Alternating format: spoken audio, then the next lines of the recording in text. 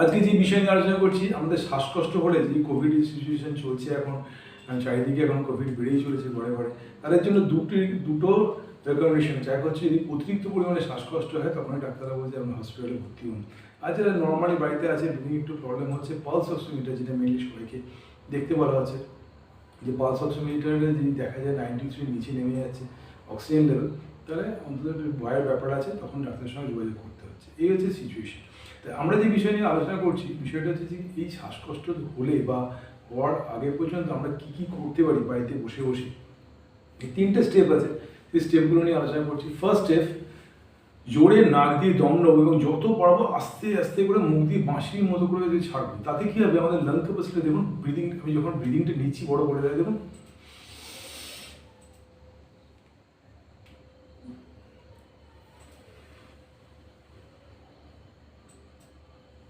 বুঝলেন। আমি যখন নাক দিয়ে জোরে দমটা নিচ্ছি তখন দেখুন এই বুকের এই যে ডায়াফ্রামটা, যে এই যে থোরাক্স, এই যে জায়গাটা ডিপের জায়গাটা যা সাধারণত বলা হয়, যে দেখুন ফুলে উঠছে, সেটাই দেখুন।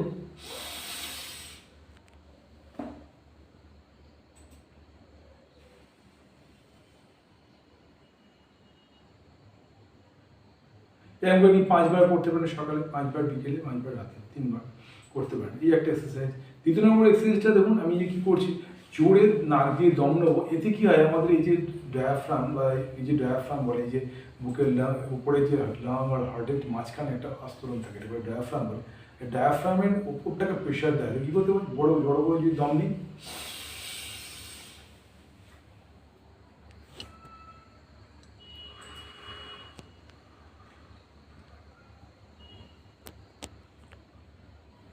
তাহলে কী করছি আমি, জোরে। সেকেন্ড এক্সারসাইজ হচ্ছে এটা কি,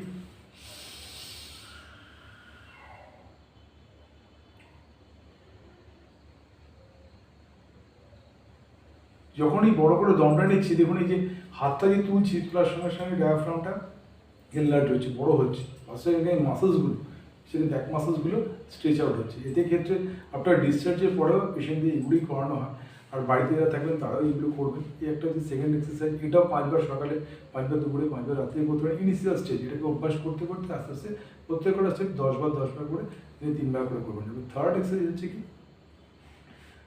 জোরে দম নিয়ে আমরা কি করবি, বুকে আমি হাত দিয়েছি এবং পেটেও হাত দিয়েছি। যখন দমটা নেবো,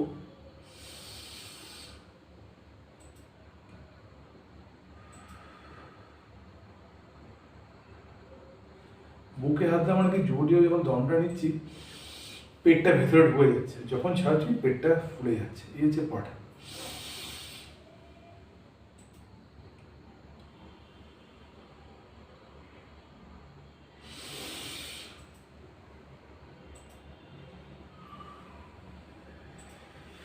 এই 3টে এক্সারসাইজ।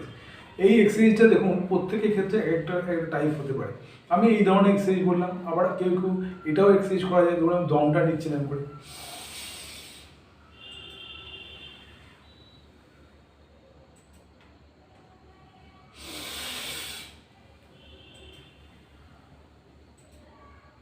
যেই যেরকমভাবে করতে পারেন, কিন্তু ব্রিদিংটা নিতে হবে কি, আমি যখনই দমটা নেবো এটা হোল্ড করে বাঁশির মতো আস্তে আস্তে করে ছাড়বো। 3টে পার্ট আবার আবার আবার রিভাইজ করে দিই। ফার্স্ট এক্সারসাইজ, সোজা হয়ে বসে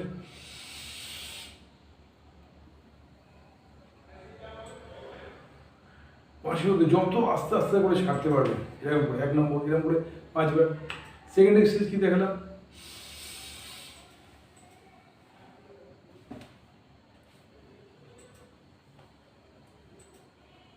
এতে হাতের এই থোরাসিক লেভেলটা একটু স্ট্রেচ আউট হলো, মাসেলগুলো মুভমেন্ট করলো। আর থার্ড এক্সারসাইজ কি দেখলাম, বুকে এবং পেটে হাত থেকে জোরে দম নিয়ে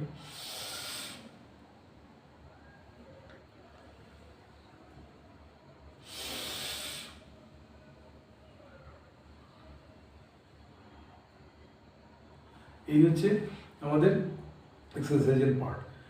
আর তারপরে আমরা যেটা পালস অক্সিমিটার, সেটা আমি আমার ভিডিওতে দেখিয়ে দেবো। একটা পেশেন্টের ক্ষেত্রে আমি দেখেছিলাম যে পেশেন্টের ক্ষেত্রে পালস অক্সিমিটার কমে গেলে মেশিনে আওয়াজ করে, সেরকম দামি পালস অক্সিমিটার আমাকে নিতে হবে। তো সিস্টেম দেখিয়েছি কী করে বাড়িতে বুঝবেন যে পালস অক্সিমিটার কী কী দেখতে হয়। সিস্টেমটা হচ্ছে, আমি যদি অন করি পালস অক্সিমিটার, দেখুন আমি অন করেছি, এটা যে কোনো আঙুলে আমি লাগাতে পারি। দেখুন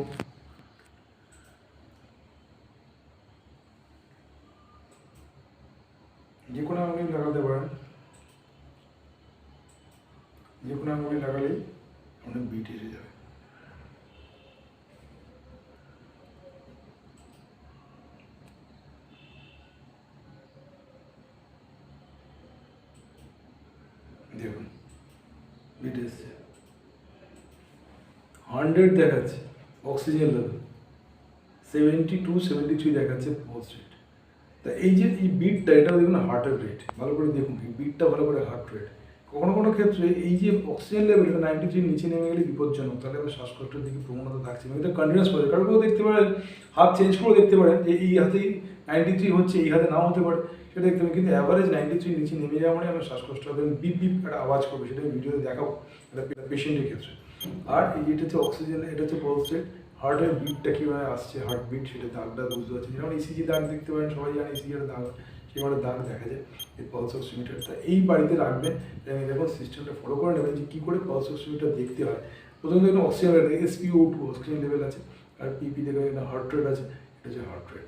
তো এই হার্ট রেটটা আমি আগেও বলেছি ভিডিওতে, যে হার্ট রেটটা 60 থেকে 80-র মধ্যে হলে খুব ভালো থাকবে। 60-এর নিচে নেমে গেলে দেখবেন কখনো 45-এর নিচে নামলে এই হার্ট রেটটা পিপ করে আওয়াজ করবে, এবং অক্সিজেন লেভেলটা 93 নিচে নামলে মেশিন আওয়াজ করে। তাহলে দুটোর ক্ষেত্রেই ডেঞ্জার, সেটা স্বাভাবিক, কিন্তু সেটাকে আপনাকে দেখে নিতে হবে। আর যে এক্সারসাইজগুলো আমি দেখালাম, সেই এক্সারসাইজগুলো আপনাকে ফলো করতে হবে এবং এক্সারসাইজগুলো করতে হবে। আর যেটা আমি বারবার ধরে বলি, ন্যাচারাল জিনিস খাবেন। ডাক্তার যেটাকে বলছে যে প্রচুর পরিমাণে ভিটামিন সি খেতে এবং প্রোটিন ভ্যালু বেশি খেতে, অ্যানিম্যাল প্রোডাক্ট যত পারেন কম খাবেন, সেটা সহজ পাচ্ছে নয়, যেহেতু আমাদের জাঙ্ক ফুড খাওয়া বন্ধ করতে হবে। এইগুলো ফলো করলে দেখবেন আপনি সুস্থ থাকবেন। আর বারবার ধরে বলি, প্রচুর পরিমাণে জল খাওয়া প্র্যাকটিস করতে হবে, কিন্তু কোভিড সিচুয়েশনে প্রচুর পরিমাণে জল, গরম জল খাওয়া, উষ্ণ গরম জল খাওয়া, এগুলো প্র্যাকটিস করতে হবে। একটা ভেপার একটা নিতে হবে, সেটা আমি পরে একটা ভিডিওতে দেখিয়ে দেবো কী করে ভেপার নিতে হয়, কি ইজি ভেপার, কোনো মেডিসিনের দরকার নেই, সেই বিষয়ে আমি পরবর্তীকালে আলোচনা করবো। বাবাদের বলি, আমার ভিডিওগুলো দেখুন, অনেক টাইপের ভিডিও আছে আমি করে দিয়েছি, সেগুলো ভালো করে ফলো করুন। সবই হেলথ রিলেটেড, কী করে আপনি শারীরে হাঁটু পড়লেন, কোমরে পড়লেন, কী করে থাকতে হবে, হাঁটু রাস্তায় করে হাঁটতে হবে, সিঁড়িতে উঠতে হবে, বিভিন্ন টাইপের হেলথ রিলেটেড আমার ভিডিওগুলো আছে, ভালো করে দেখুন এবং পারলে ভালো লাগলে সাবস্ক্রাইব করুন এবং অন্যকে শেয়ার করুন। ভালো থাকুন, সুস্থ থাকুন।